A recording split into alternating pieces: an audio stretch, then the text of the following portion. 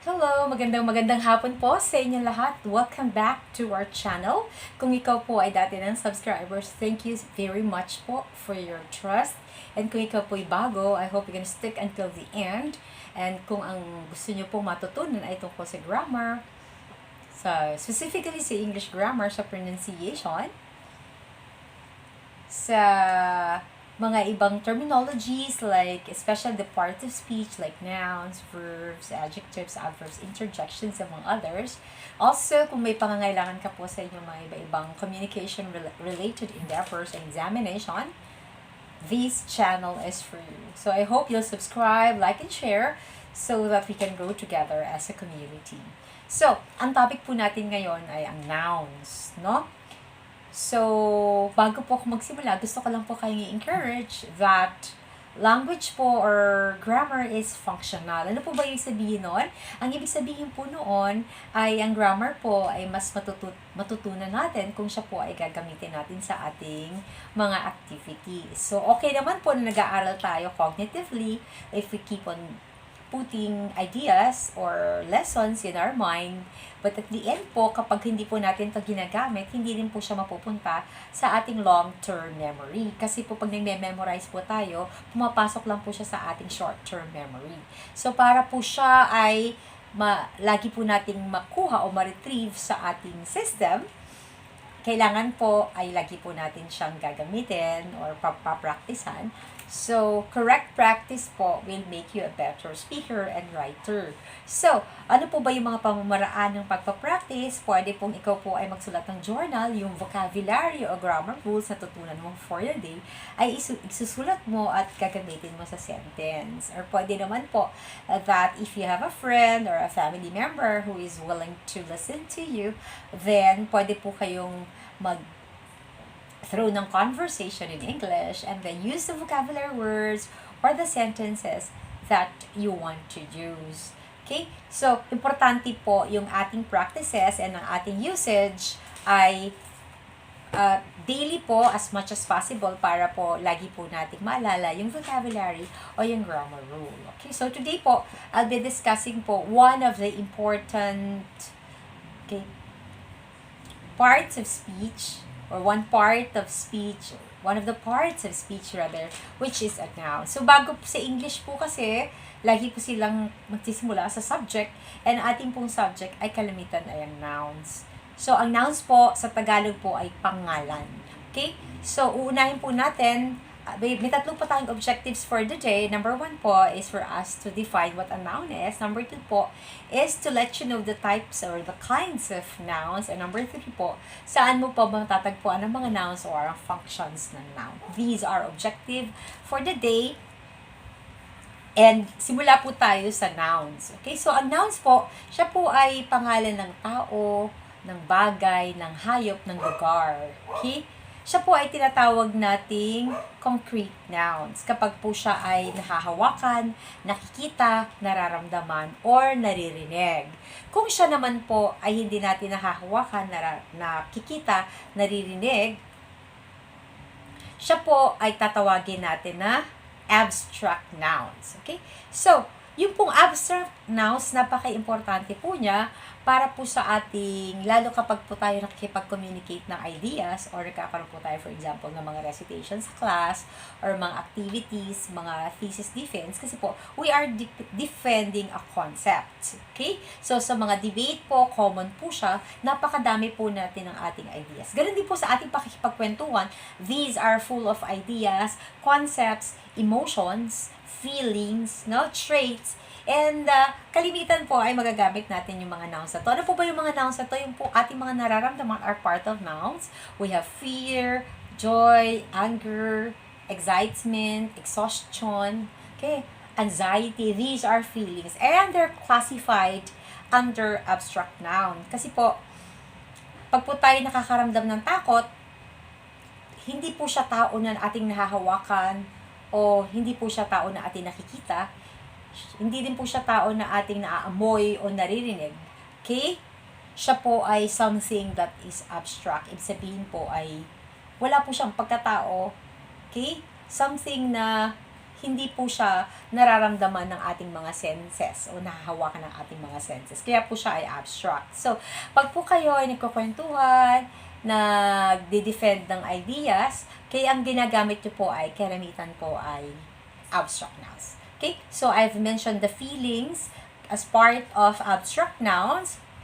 And also, lahat po ng mga like, if you're talking about socialism, like concepts, religious concepts, like, okay, and institutional concepts like communism, Buddhism, they are also part of abstract nouns. So I'll give you a sentence and we'll try to identify what are the abstract nouns here para po mas malinaw. For example po, number 1, I am willing to sacrifice for the glory of the Lord. Okay?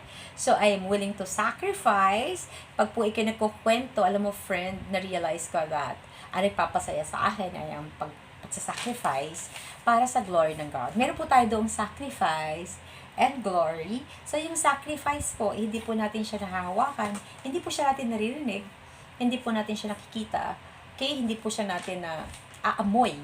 Kaya po siya ay abstract noun, okay? Siya po ay pangalan ng isang concept, isang idea. So, yung sacrifice is an abstract noun, and also glory. How glorious God is, and the greatness, the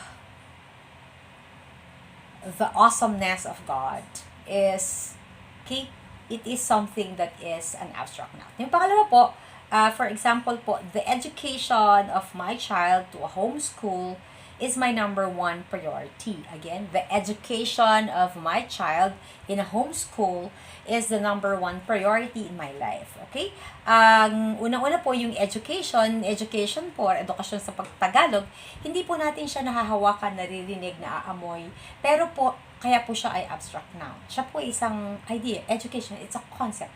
It's something that we Filipinos would like to have and to try to give to our children or our child para po we believe na mas maganda po yung ating future. Education is an abstract noun. And also priority, yung iyong choices in life or ang iyong mas binibigyan ng panahon or attention is your priority is also an abstract noun. And number 3, childhood memories can be a source of joy. Childhood memories can be a source of joy. So, yung pong memories is also an abstract noun. Ginawa lang po siya compound. Ibig sabihin, childhood and memories, compound noun, siya po ay under abstract noun. Okay? So, again po, we have 2 classifications sa noun. Ang una ko pong diniskat ay yung under abstract nouns, we have these concepts, ideas, okay? Quality can be like friendship, okay? Love, okay? The feelings of anger, hatred, anxiety, okay? These are abstract nouns because cannot make use of their senses, or you cannot specifically see that quality or that idea. Okay? You cannot touch it, you cannot hear it. Okay? They are ideas and concepts that we people keep on talking about. Okay? Especially in the classroom, marami pong abstract nouns na ginagamit.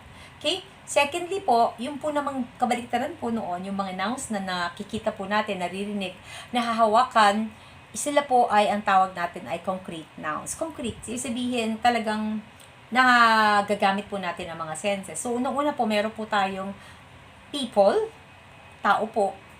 We have places, we have things, and we have animals. Of course, yung pong ating mga concrete noun can be divided into 2. We have also number 2 categories of nouns or types of noun. We have what we call as the common noun and the proper noun. So, ang common noun po, from the word common, siya po ay generic or natawag. For example po, bata.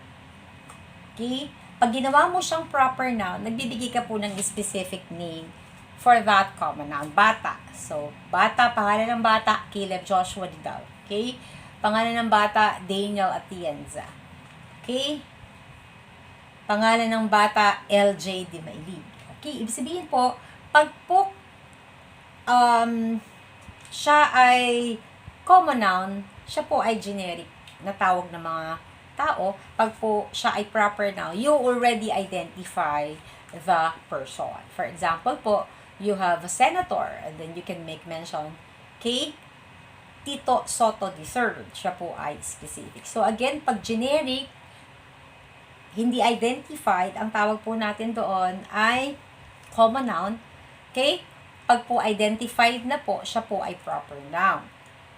Example po, pangalan po ng place, pangalan ng lugar or lugar. Lugar po ay common. Let's say, ang iyo pong proper noun ay Batangas. Specific po. Okay? Let's say, sa pangalan po ng animal or aso, let's say dog, then you can say Snoopy. Snoopy is a proper noun. Okay? And then, sa pangalan ng kotse, let's say car, then you can say Honda. Okay? Those are the difference between common and proper noun. Just additional tip po, pag po common noun, if you write it in a sentence, siya po ay small letters. While if you'll be writing proper nouns, specific po, okay, siya po ay laging capital letter. So, if you'll be writing your name, it's in capital letter. Kung saan ka nakatira, it's in capital letter. Alam po natin. Minsan po nakakalimutan lang natin na pangalan ng isang, let's say, pangalan po ng isang kotse, siya po dahil capital letter. Pangalan po ng isang, let's say, kahit po animals, okay? Snoopy, siya po ay also in capital letter. So, number 3 po, we have types of nouns. We have the singular and plural. So, ang singular po, from the word single, siya po ay isa. Ang plural version naman po is more than one. Siya po ay plural. So, iba-iba po kasi ang paggagawa po ng plural form. Kalimitan po ay yung adding S and ES. Siya po ay kung regular noun. So, from the word school, magiging schools. Pag po siya ay pusa, cat, nagiging cats. Okay?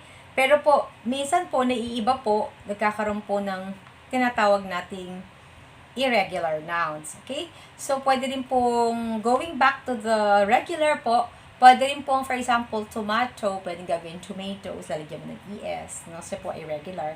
Or, piano's monkey, lalagyan mo rin ng monkeys. They are the, what we call as the regular nouns. Pag irregular naman po, plural forms, nagbabago po yung spelling. So, for example po, wife, wives, shelf, shelves. So, napansin nyo, from FE naging VES, pag shelf, nagiging shelves. Okay? Meron po ding mga irregular plural forms na hindi lang po nababago yung spelling, siya po ay also nagkakaroon po tayo ng change of spelling. So, from woman, nagiging women. So, ang pronunciation po, woman, circumflex woman, tapos po, women, nagiging long women. Woman, women. So, pati po sa pronunciation, nagbabago rin po. Singular is woman, women. Okay? Man, men. Child will be children. Okay? Pag person po, isang tao, ang plural po ng person ay hindi persons, kundi people. Singular po, one person, many people. Okay? I love talking to one person, but I love talking to more people or people of different personalities more. And tooth po ay teeth, ang foot ay feet. So we have the regular forms of the plural verbs and the irregular forms wherein you change the spelling of the word. Okay? So, meron din naman po tayong mga noun na huwag po kayo magtataka. Like, ang sheep po, one sheep, two sheep. Wala po siya. Ang kanya pong form, kahit po plural, ay wala ring S, hindi rin nababago yung spelling.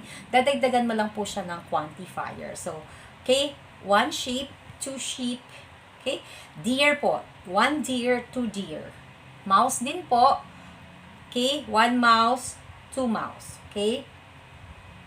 Yun po ay yung mouse na ginagamit po natin sa computer. Fish, fish din po. Aircraft, aircraft. These are some of the nouns po that stays that has no S, you just have to put quantifier if you'd like to make them nouns.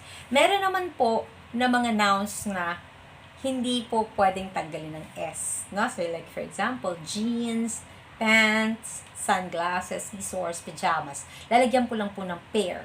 Okay? I have a pair, I have some jeans. Okay? I have pair. Lalagyan po nyo ng pair. Okay? And then, ang karamihan po kahit sa mga iba-ibang Asian countries, sometimes kahit po mga natives, nalilito rin po sa plural form ng mga words na to. They are the Greek and the Latin origin. Meron po tayong like po yung octopus. Ang plural po noon ay octopi. Cactus po, ang plural po noon ay cacti. Kaya again po, octopus, ang plural po noon ay octopi, cactus, cacti. Alumna po, alumni. So, from alumni, from NY, magiging NAE. We have also, okay, the one that is antenna, hindi po antennas, no? Antenna, lalagyan niya po ng NAE, magiging ang antenna, A, lalagyan mo ng E, antennae, okay? Antennae, alumni, siya po ay mga Greek and Latin origin. So, octopus po, octopi, and cactus will be cacti. Meron naman pong nag-change po ng spelling, analysis, analysis, diagnosis, diagnosis, and criterion, criteria, phenomenon, phenomena. So again, these are some of the nouns that has Latin and Greek origin, and we change their spelling like alumna, alumnae, antenna, antennae. Okay, we have also octopus, octopi, we have cactus, cacti, analysis, analysis, diagnosis, diagnosis, thesis, thesis, thesis. Okay, criterion, criteria, phenomenon, phenomena. Okay? So, ngayon po, punta na po tayo sa fourth category of noun or type of noun, which is a compound noun. Ang compound noun po, dalawa pong noun, pinagsama nyo like ice cream. It becomes ice cream, the one that we eat. We also have toothpaste. Tooth and the paste, they are called as compound nouns. So, iba-iba po ang category ng compound nouns. May mga nouns po na compound noun, they are iba-iba pong parts ng speech, pero they are compound. For example po, bedroom. Pinagsama po ang noun at noun, compound noun. Noun at verb, like haircut. Meron din po naman tayong noun and preposition, passerby. This is a compound noun. Meron po tayong verb and noun, like washing machine. Meron tayong pong verb and preposition, drawback. Preposition and noun, underground. Adjective and verb, dry cleaning. Adjective plus noun, software. Preposition and verb, input. So again po, parts po ng speech, iba-iba pinaghalo-halat that forms a compound noun. Examples are bedroom, haircut. Okay, pong paggugupit sa buhok, from hair and cut, it becomes a noun. Pinagsama pong dalawang parts ng ating speech. Passerby, washing machine, drawback, underground, sa ilalim po ng lupa, dry cleaning software, okay, and input. They are compound nouns. Okay? So anyway, we also have swimming pool, brother-in-law. Okay? Let's say example yung swimming pool po. Okay? Brother-in-law, brother-in-law, pag po siya po ay ginawa mong plural form, kalin po yung mas significant, brother, you make it, put an S. So, brothers-in-law. Pag pinular po natin ng woman doctor, women doctors. Okay? So, these are some of the compound nouns. So, number 5 na po tayo. We have the countable and uncountable nouns. Yung pong countable, siya po ay from the word itself nabibilang, and uncountable nouns, hindi po natin siya nabibilang. So, ano po ba yung mga countable nouns? So, you're saying one dog, one ideas, nabibilang mo kasi siya. Okay, one idea, two ideas, one computer, one house, nabibilang mo siya. Pag po na siya ay uncountable nouns, ang kalimitan po dito, mga hindi mo nabibilang, we have liquids. Kapag po siya ay juice, okay, beer, water, pwede naman pong powder, sugar, flour, salt, rice. Sila po ay uncountable. Hindi po natin nabibilang.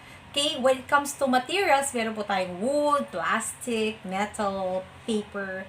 they are uncountable noun. And food, meron po tayong fruit, meat, cheese, bread, they are uncountable. And also abstract ideas or abstract nouns, time, information, beauty, they are uncountable. So po, nabibilang natin, ballpen, kalimitan po natin ginagamit na napapaghiwa-hiwalay, siya po ay countable. Pag po ay siya ay uncountable, hindi po natin siya nabibilang. Bakit ma'am siya importante? Siyempre po, pag ginawa natin plural, kapag po 1 ballpen, 2 ballpens, kasi po nabibilang natin. Okay? Pero po, pag mga powder, liquids, hindi po natin nabibilang, lalagyan po natin ng measurement. For example po, 2 meters of milk, 2 cups of coffee. Meron po siyang measurement. Okay? 1 kilogram of sugar. These are the sample of uncountable nouns. Importante po natin malaman kung what type of noun para po pag po siya ay may measure, pag po siya ay uncountable, lalagyan po natin ng measurement. Pwede po natin lagyan 2 pieces of cake. Pieces po can also be for uncountable noun. Pero po pag hindi kayo sigurado na measurement, pwede po lagyan nyo ng some. Some po, I need some water, I need some milk. Okay, some can be a measure for uncountable noun. That's one secret. Okay. Anyway, and the last one that I would like to make mention is the uncountable, the collective noun. Yung collective noun po, from the word collect, group of people po siya, pero po siya ay para pong madami, but usually it can function as singular or plural. For example po, faculty, they are a group of teachers in the university or college po. Pag po naman siya ay union, samahan po ng union, samahan po ng mga tao na may common objective, usually po isang organization. Pwede rin naman po siya ay team, isa pang grupo po ng mga tao that might be usually like sa basketball, sa volleyball, or siya member ng isang parang committee rin and team that has a common objective. Okay? Siya rin po, pwede rin pong public. Ang publiko po, tayo po, lahat ng mga tao that could be public. So, kapag po pare-pareho ang ginagawa nila, like faculty, group, team, public, ang verb nyo po ay magiging singular. For example po, the team agrees, okay, to work together. Since po nag-a-agree sila, the team agrees. Siya po, ang collective po, if they function together or working as one, then singular po. Pero po kung sila nag-aaway-away, nagkakaroon ng debate, you can make it plural. The team, okay, have encountered some problems and they have, okay, debated a lot. Okay? So, have is the form because they have debated or they have argued or they have an argument rather. They have an argument, they have a debate kasi po, they are not functioning together. Again, kapag po siya ay collective noun, ang ginagawa nila ay magkakapareho, like the committee agrees to push through the plan, agrees, singular po, pag po they are having one mind, pero po kung ito pong group of people are having different mind frame and different actions, like having arguments, okay, they're having different tasks, then you can make it as plural. So, number 3, purpose po natin is, ano ba yung mga function ng ating pong noun?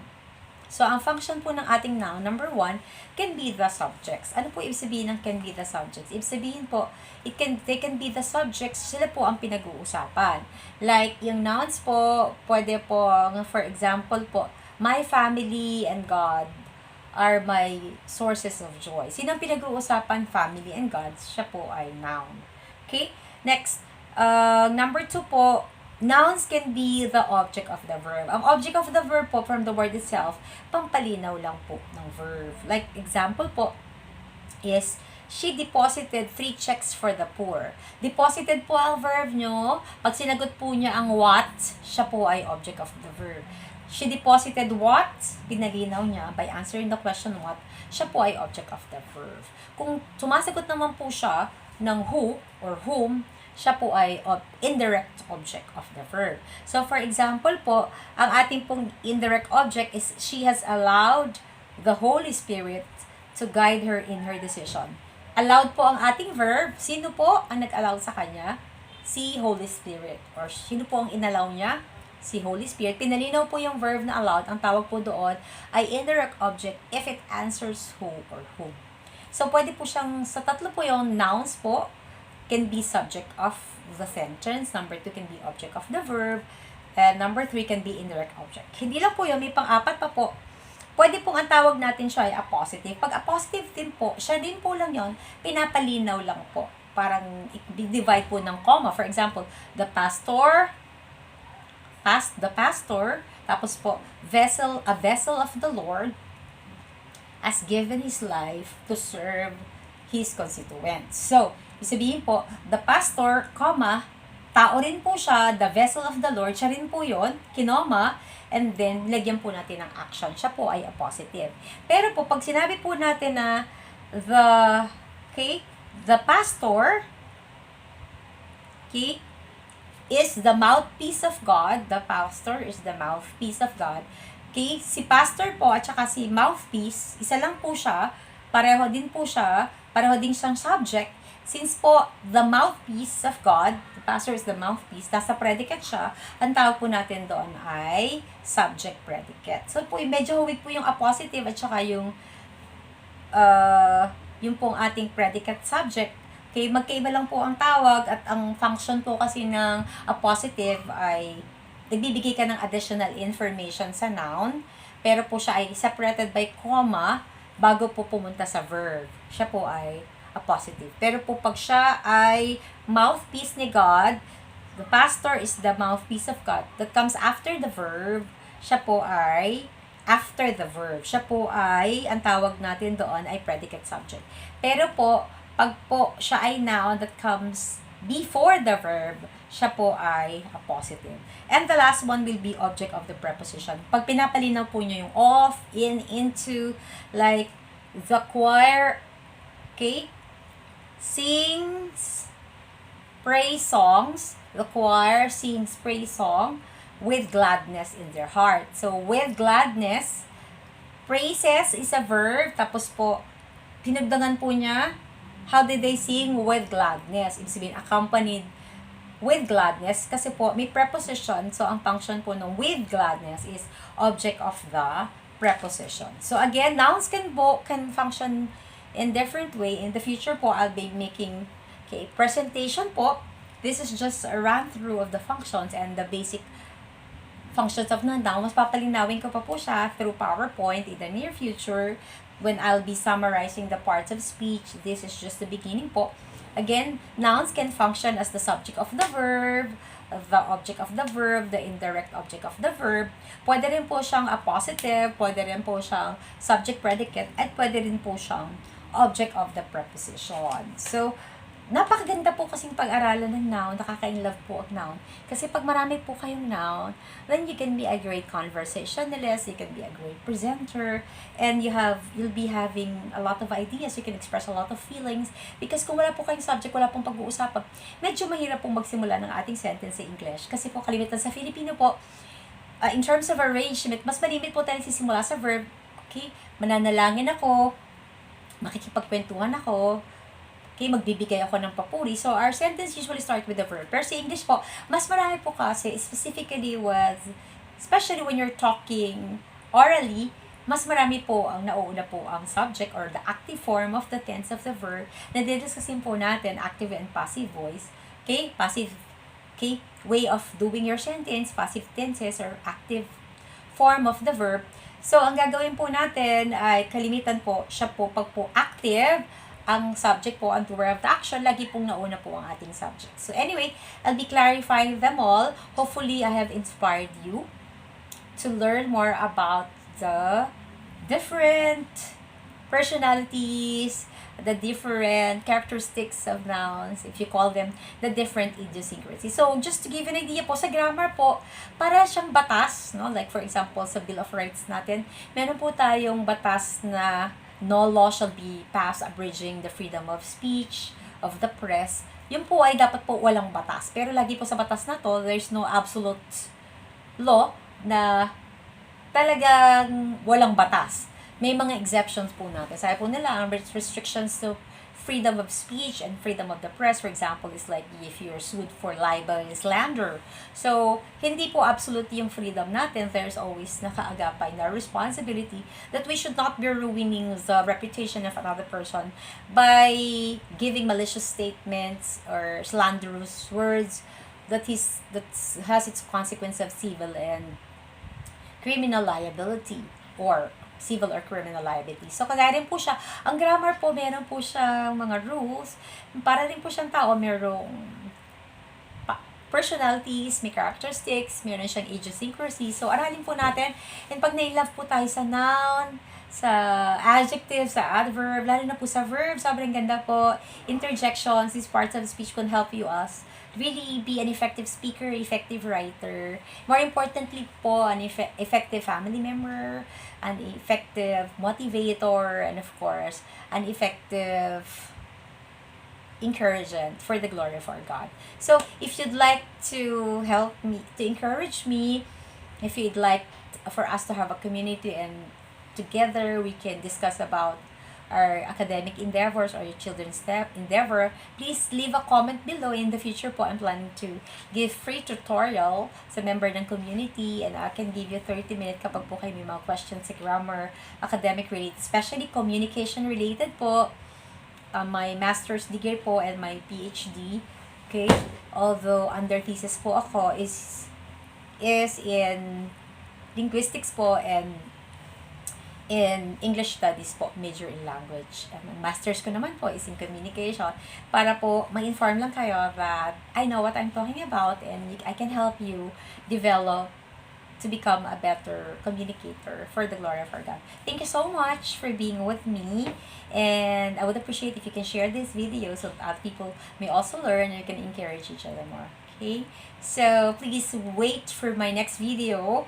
Maybe it's about adverbs, and also I'll be talking about pronunciation and other grammatical rules. Thank you so much. May we have a great night ahead of us. See you soon. Thank you.